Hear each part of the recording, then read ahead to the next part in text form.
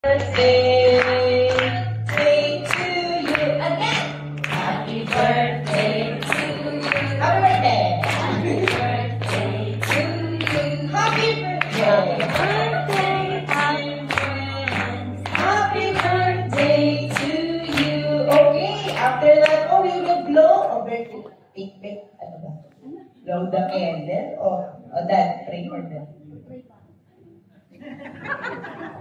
So let's pray for our birthday celebration. So, Father, thank you God for their lives, Lord. Salamat, Lord.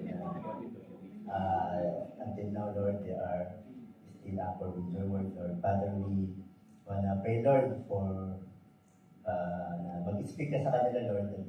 Praying, Lord, that they will encounter you more. Praying, Lord, that they will not distract by this in this world, Lord, but they will only focus on you and continue to walk with you, Father. Lord, we also want to pray, Lord, for their family, Lord, the family that only supporting them, Lord. Give them the knowledge, Lord, sa mga parents nila. Give them the knowledge, the wisdom to how to raise these kids, Lord. And personally, praying, Lord, for their lives, the Father, na they will enjoy yung relationship na meron sa inyo, Lord, Lord. And we know that, we know, Lord, that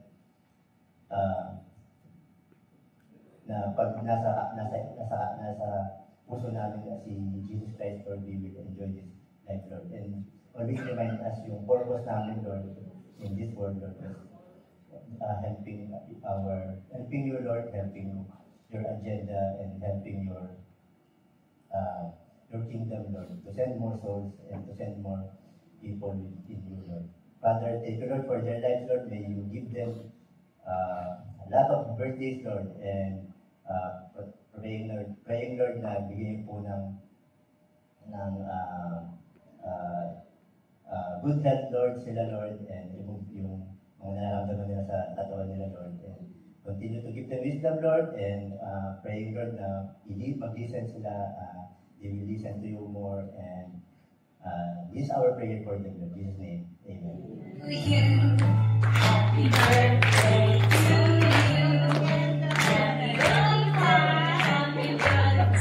happy birthday to you,